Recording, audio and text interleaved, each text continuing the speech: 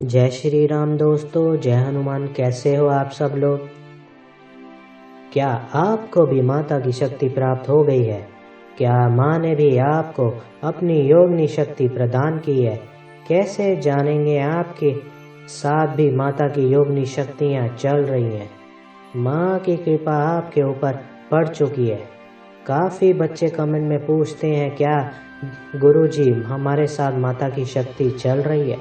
क्या हमारे साथ भी क्या माँ की कोई योगिनी शक्ति है? तो उसी टॉपिक पे आज मैं बात करने वाला हूँ। यदि आपके साथ भी माता की शक्ति चल रही है या माता की योगिनी चल रही है, माँ ने आपको प्रसन्न होकर आपको अपनी योगिनी प्रदान की है, तो क्या संकेत आपको मिलते हैं? कैसे जानेंगे आपके साथ भी माँ की योगिनी शक्तियाँ विराजमान है? देखिए, माँ की योगिनी शक्तियाँ कोई अलग नहीं होती है, माँ की ही शक्ति होती है और माँ एक ही है। इन्होंने ये हर बच्चे के पास नहीं जाती, इसलिए इसके पास में काफ़ी योगनीय शक्तियाँ होती है। माँ की 64 योगनियाँ हर बच्चे को एक ना एक योगनी शक्तियाँ देती है। 64 योगनियों में प्रत्येक योगनी के पास में 8 सेविकाएं होती हैं। किसी के पास माँ छोटी शक्ति भेजती है, किसी के पास बड़ी शक्ति भेजती है। वो आपकी पूजा भक्ति के लेवल के हिसाब से, आपकी जो आत्म क्षमता है कितनी है, आप कितनी शक्ति, कितनी एनर्जी को अपने अंदर समेट सकते हो। तो माँ की इस योगनी शक्ति के लिए माँ आपको अपनी योगनी शक्ति नवाजती है। किस प्रकार से और आपको क्या संकेत आपको मिलते हैं कि आपके पास भी माँ ने अपनी योगनी शक्ति प्रदान की है? तो ऐसे ही कुछ संकेतों के बारे में मैं आज के वीडियो में मैं बात करने वाला हूँ। उससे पहले यदि अगर आपने अभी तक मेरे चैनल को सब्सक्राइब नहीं किया तो जल्दी से चैनल को सब्सक्राइब कर लीजिए, बेल आइकन को ऑन कर दीजिए ताकि आने वाले हर लाइव और नई नई वीडियो की जानकारी आपको प्राप्त हो सके। तो शुरू करते हैं आज का वीडियो। देखिए, माँ की जब योगिनी शक्ति आपको प्रदान हो जाती है, ये किस प्रकार से होती है। जब निरंतर आप माँ का जप करते हैं, निरंतर आप माँ की पूजा आराधना करते हैं, तो माँ उससे प्रसन्न होकर आप पर एक कृपा छोड़ती है, जिसमें वह आपको अपनी योगिनी शक्ति प्रदान करती है। अब योगिनी शक्ति आपके साथ चल रही है, आपको प्राप्त हो गई है। इसके क्या संकेत है, क्या संकेत मिलेंगे? जैसे कि आप पूजा कर रहे हो तो आपके भाव जागृत होने लगते हैं, आपके अंदर एक स्पष्टता आने लगती है, एक स्थिरता आपको मिल जाती है। आप माँ की भक्ति में अपने आप को पूर्ण समर्पित कर देते हैं, माँ की भक्ति में आप लीन हो जाते हैं। एक प्रकार से जब भी आप अपनी वाणी से कोई शब्द बोलते हैं तो वो सत्य वचन होते हैं, जिसको हम वाक सिद्धि बोलते हैं। माँ की आराधना करते करते आपकी वाणी में सिद्धता आ जाती है। जो माँ की योगिनी आपको मिली है वो आपके अंदर एक सिद्धता प्राप्त कराती है।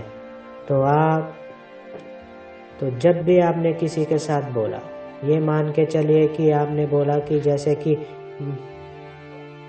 आपका कोई फ्रेंड है और आप उसके साथ बैठे हैं, वो अपनी परेशानी कुछ आपसे कह रहा है और आपके सामने कोई अपनी समस्या रख रहा है या अपने दुख रो रहा है, तो अचानक से आपके मन में एक भाव आएगा कि इस व्यक्ति को इस कारण से ये समस्या है और इसका निजात ये है, और वह व्यक्ति उस कार्य को करता है तो उसमें उसको लाभ होता है, उसके कार्य बन जाते हैं। आपने अचानक यूं ही किसी को बोल दिया कि तुम्हारा काम इस प्रकार से नहीं, इस प्रकार से होगा, करके देखना, तो वो काम हो भी जाता है। तो ये आपका नहीं, ये उस योगिनी शक्ति, वाक शक्ति जो आपको प्राप्त हुई है माता योगिनी की कृपा से, तो वह कार्य सिद्ध होने लगते हैं। आप मुख से जो भी बोलते हैं, अच्छा बोल रहे हैं, बुरा बोल रहे हैं, वह सब सच होते हैं।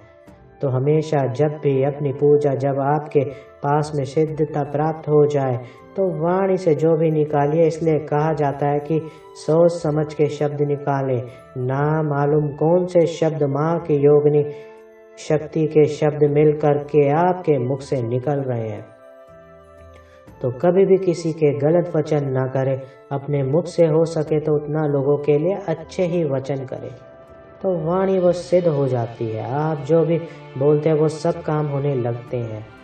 आपके सामने कोई व्यक्ति बैठा है और आपको पता नहीं है कि इसको क्या समस्या है, लेकिन अचानक से बैठे बैठे आपके दिमाग में एक फिल्म सी चलने लगती है उस व्यक्ति को लेकर के।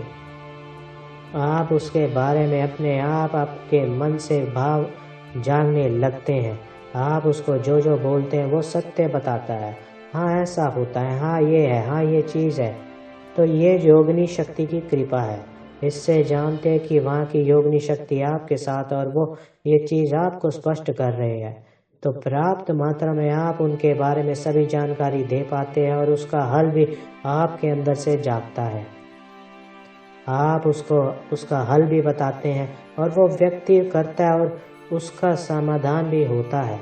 अगला, जब माँ की सेवा में आप लग जाते हैं और माँ की आराधना में बैठ जाते हैं तो आपके अंदर से कुछ ऐसे भाव जागृत होते हैं कि आप देखते हैं कि माँ आपके सामने बैठी है। आप आँख बंद करते ही, जब भी माँ आपको आपने सोचा भी विचारा भी नहीं और आपने आँख बंद करी तो सर्वप्रथम आपको माँ का चेहरा नजर आता है। आपको यहाँ आज्ञा चक्र में जब भी आप ध्यान मुद्रा में बैठेंगे तो आपको आपके इष्ट का, आपकी माई रानी का स्वरूप दिखने लगता है। अलग अलग स्वरूप दिखता है, एक फिल्म सी नजर आती है आपको। ये माँ की शक्ति होने का एहसास है। आपको सपने में माँ के अलग अलग मंदिर दिखते हैं। कई बार आपको शमशान में खड़ा देखते हुए और कई बार बच्चे कहते हैं कि हम अपने ऊपर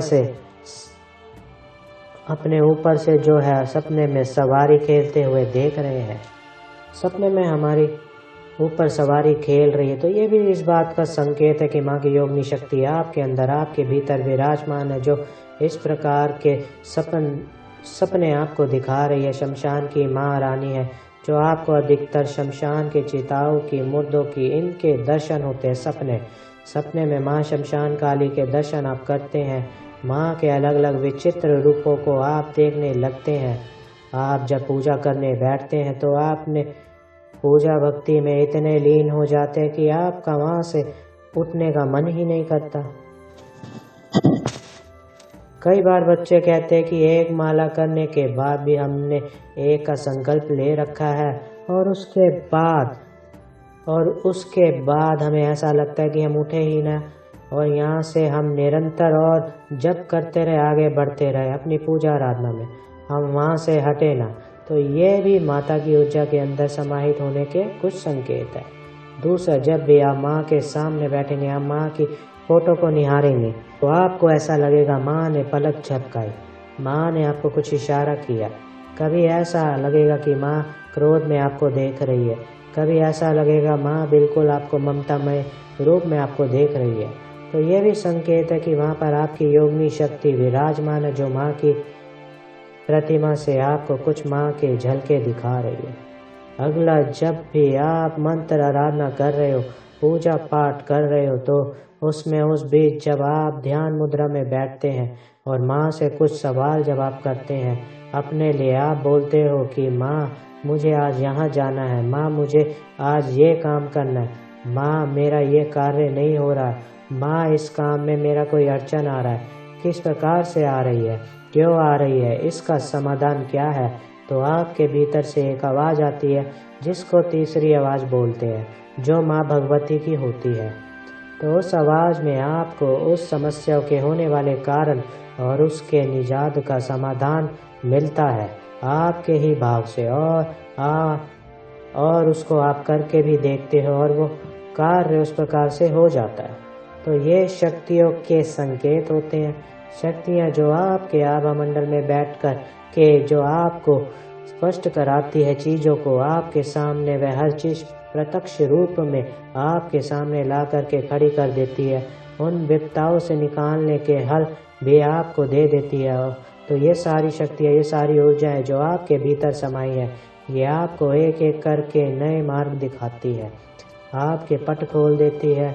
स्वरूप शुरुआत में, लेकिन इस चीज़ में थोड़ा आपको ओझलपन आता है।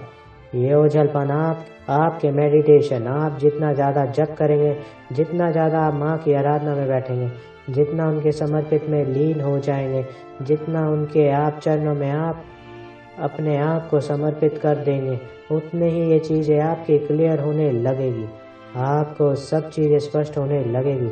इसी प्रकार से लोग जानकारी भी दे देते हैं, लोगों की भलाई भी कर देते हैं, लेकिन ये चीज़ें जब तक आपके पास रुकती है, कई बार ये चीज़ें होते हुए बच्चों की रुक जाती है।